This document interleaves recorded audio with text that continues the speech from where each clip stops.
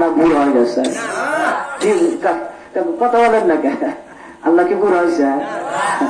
আল্লাহ লয় নাই, ক্ষয় নাই, আল্লাহ পাক যেমন তেমনই। জোরে কোন সুবহানাল্লাহ।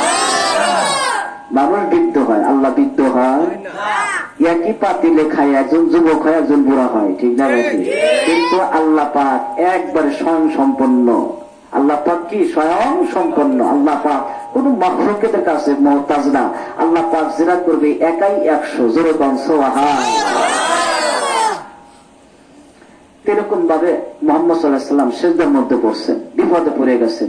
দুই রাকাত সালাতুল হাজত নামাজ পড়বেন। আপনার সমস্যা, আপনি মামলা খাইছেন, মিথ্যা মামলা, যখন কোর্টে যাবেন, হাজিরা দেওয়ার জন্য যাবেন, তখন বাড়িতে সুন্দর করে ওযু করে 2 রাকাত নামাজ পড়ে সালাতুল হাজত নামাজ পড়ে আল্লাহর কাছে দরখাস্ত দিয়ে যাবেন, আল্লাহ আমি তো মিথ্যা মামলায় পড়েছি, আল্লাহ কি অবস্থা হয় না জানি, কি হয় আল্লাহ তুমি ভালো জানো, আল্লাহ নামাজ পড়ে রওনা দিলাম, আল্লাহ তুমি হেফাজত করো। হেফাজতের মালিককে। আমার সন্তানের অসুখ, এত টাকা পয়সা খরচ করতেছি, আমার কোনো কাজে লাগে না। এর সম্মানিতা মা জাতিরা কান পাইতে শোনেন, কত কোনো কথা বলেন না। আমি আপনাদের সঙ্গে একটা উপহার দিব, সামনে আসতেছে। পতানিসী মা বোনেরা, সন্তানের অসুখ হয়ে গেছে, সংসারের মধ্যে বালা মুসিবত, কোন প্রকারে বালা মুসিবত দূর হয় না। এই গরু মারা যাচ্ছে, এই ছাগল মারা যাচ্ছে, একটা না একটা সমস্যা আছে। 2 রাকাত সালাতুল হাজত নামাজ পড়ে আল্লাহর কাছে একটু যোগাযোগ করো। একদিন তাহাজ্জুদের মুহূর্তে যাই আমার দোয়া করো, আমার আল্লাহ তোমার দোয়া ফেরত দিবেন না। আল্লাহকে গভীর রাত্রে ডাক দাও, বলেন মাওলা আমার স্বামী সংসারের মধ্যে অভাব, আল্লাহ আমার স্বামী সংসারের মধ্যে আল্লাহ তুমি বরকত দাও। আর হালাল রিজিকের মধ্যে আল্লাহ বরকত দেয়। কি রিজিকের মধ্যে? বেহালালের মধ্যে আল্লাহ বরকত দেয় না, টেনশনের মধ্যে ফেলা দেয়। বেহালালের মধ্যে আল্লাহ পাক বরকত রাখেন নাই। আমার আল্লাহ হালাল রুজির মধ্যে বরকত দিয়েছেন। সাহাবীদের যে ছিল হালাল, তাদের কর্ম ছিল হালাল। সাহাবীদের পরিবারের মধ্যে কোনো খাবারের ব্যবস্থা নাই, কিন্তু তারা হালাল পথে থাকছে, নামাজ কালাম পড়ছে, আমার নবীজির বাণী শুনে আমল করছে। তার কারণে ওই সাহাবীদের গরিব ফ্যামিলির মধ্যে আল্লাহ পাক বরকত দিয়েছেন। যেরকম সুবহানাল্লাহ। এই জন্যই স্বামী সংসারের জন্য দোয়া করবে না। আমার নবী বিপদে পড়েছে, এই জন্য সিজদার মধ্যে পড়ে গেছে। তাই আমার নবী তার পরিবারের সকলকে ভুলে রাখছিলেন। আমার বিটিরা, আমার স্ত্রীরা, যখন কোন সমস্যার মধ্যে পড়ো, তখন তোমরা 2 রাকাত সালাতুল হাজত নামাজ পড়ে আল্লাহর কাছে দরখাস্ত দিও, আল্লাহ আমি বিপদে পড়েছি, আল্লাহ তুমি বিপদ থেকে উদ্ধার করে দাও। একদিন ফাতেমার কি অবস্থা সবাই জানেন। হযরত আলী মা ফাতেমার সংসার জীবন কেমনই ছিল। 1 দিন 2 দিন 3 দিন পর্যন্ত চুলা জ্বলে নাই। ঈদের দিন হাসান হোসেন মাকে বলে, মা আমার এই যে কিশোরী ভাইরা, সমবয়সের ভাইরা, দেখো না মা কত সুন্দর সুন্দর ঈদের দিন সকালবেলা জামা কাপড় পরছে, নতুন জুতা পরছে, নতুন জামা গায়ে দেয়া নানার পিছনে মাঠের নামাজ পড়ার জন্য যাবে।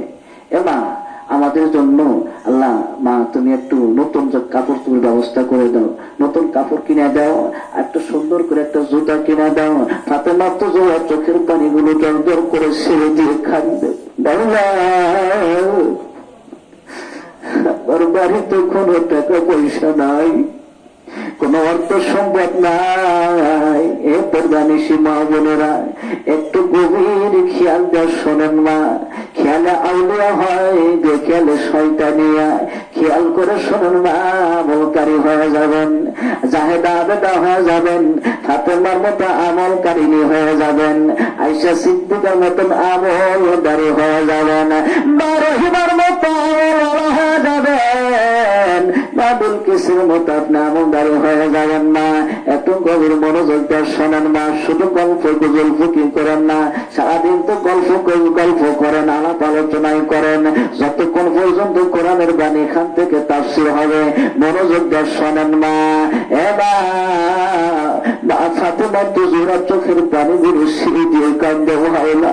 হাসান হোসেনকে নতুন জামা কিনে দেব তা পর্যন্ত ব্যবস্থা নাই, কোন টাকা নাই। এবার মা ফাতেমা তো জোড়া রাদিয়াল্লাহু তাআলা আনহা বাবার কথা স্মরণ করলেন। আমার আব্বা পয়গম্বর বিশ্বনবী মুহাম্মদ রাসূলুল্লাহ বলেছেন, যখন সমস্যার মধ্যে পড়ে যাইবা সালাতুল হাজত রাকাত নামাজ পড়ে আল্লাহর কাছে দরখাস্ত দিও, আমার আল্লাহ বালা মুসিবত দূর করে দিবা।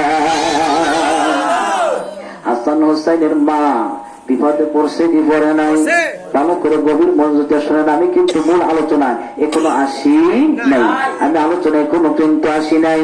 এবার মা ফাতেমা তো জোরে রাদিয়াল্লাহু তাআলা আনহা ঘরের এক কোণার মধ্যে এরকম ভাবে জায়নামাজ বিছায় দিছেন। জায়নামাজ বিছাইয়া দিয়া হাসান হোসেনকে ডাক ডাক, হাসান হোসেন যাও গোসল করার জন্য নদীতে যাও, যাও যাও। আমরা সকালবেলা আমরা নদীতে গোসল করার জন্য যাই কি যাই না? আরো জোরে কম। গরু বাছুর চাপাই কি চাপাই না? মুসলমান ভাইরা আমার, হাসান হোসেনকে ডাক ডাক কয়, যাও তোমরা গোসল করে আসো, তোমাদের নতুন কাপড় সফুর দর্জির বাড়িতে। আসলে দর্জি বাড়ি কাপড় নাই, কি নাই? কাপড় নাই। কিন্তু ফাতেমা কি জন্য বললেন, যাও যাও গোসল করে আসো, তোমাদের জন্য দর্জি কিছুক্ষণ পরে নতুন কাপড় চোপড় নিয়ে আসবে। মা ফাতেমা তো জোহরা রাদিয়াল্লাহু তাআলা আনহা ঘরের এক কোণার মধ্যে যায় নামাজ বিছাইয়া সুন্দর করে 2 রাকাত নামাজ আদায় করলেন। 2 রাকাত নামাজ আদায় করার পর আল্লাহকে ডাক ডাক, মাওলা আমি বিপদের মধ্যে পড়েছি, আমার বাড়িতে টাকা পয়সা নাই। হাসান হোসেন গোসল করার জন্য নদীতে গেছে, আসার পরে যদি নতুন কাপড় চোপড় না পায় তাহলে বকাবকি করবে বিশ্ব নবী মুহাম্মদ রাসূলুল্লাহর কন্যা হইয়া, জান্নাতের সন্তান হইয়া মিথ্যা কথা বলে। মুস্তাফা ভাই একটু বালিশের ব্যবস্থা করেন। মুসলমান ভাইরা আমার, এবার মা ফাতেমা তো জোহরা রাদিয়াল্লাহু তাআলা আনহা ঘরের মধ্যে 2 রাকাত সুন্দর করে নামাজ আদায় করিয়া মাবুদকে ডাক ডাক, মালিক হাসান হোসেন গোসল করার জন্য গেছে, আল্লাহ তুমি নতুন কাপড়ের ব্যবস্থা করে দাও। এই বললে মা ফাতেমা তো জোহরা রাদিয়াল্লাহু তাআলা আনহা কান্দিতে কান্দিতে বাবা ফাতেমা যাই নামাজ বিছাইয়া দিছে। আল্লাহকে ডাক ডাক, মালিক রে আমি বিপদে পড়েছি, যতক্ষণ পর্যন্ত আমাকে এই বিপদ থেকে উদ্ধার না করবা ততক্ষণ পর্যন্ত আমি সেজদা থেকে মাথা উঠাবো না। এদিকে নবীজির সেজদা মনে আছে? নবীজি ওই যে বাইতুল মুকাদ্দাসের কয়টা দরজা, কয়টা সিঁড়ি, কয়টা জানালা প্রশ্ন করছে, এটা তো দেখে নাই নবীজি।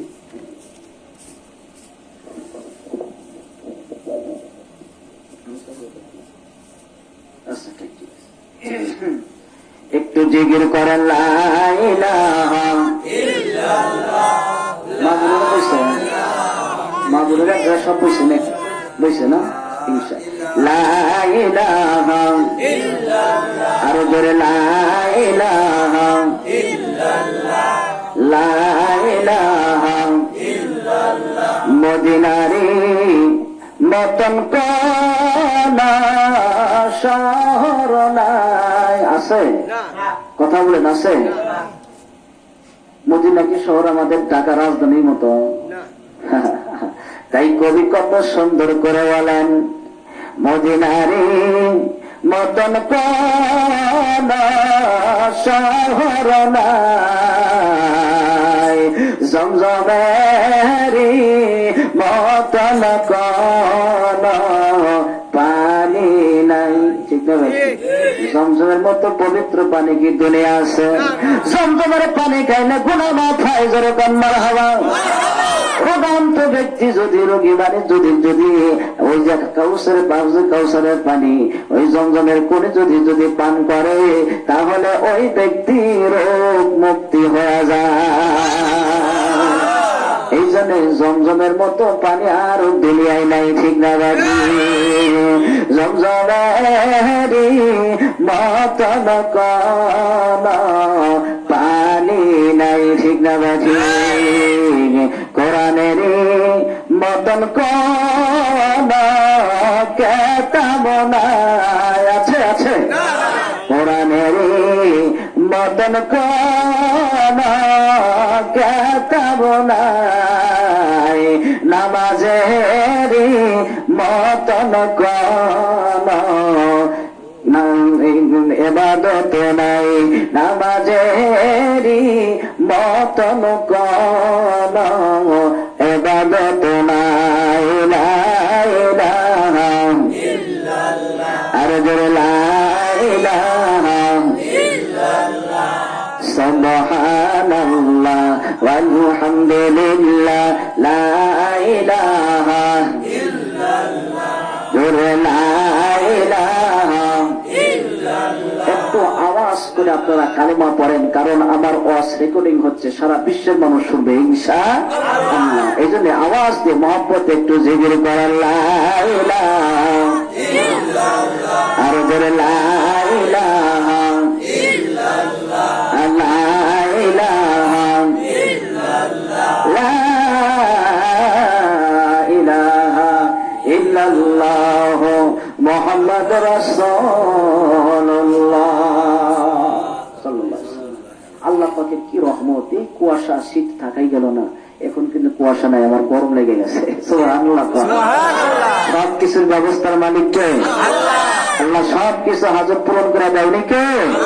আল্লাহ। আল্লাহ রাজ্জাক, আল্লাহ আমাদের রিজিক দাতা, জোরে কোন ঠিক না বাকি? আল্লাহ আমাদের মালিক, আল্লাহ আমাদের সব কিছু হেফাজত করেন, ঠিক না বাকি?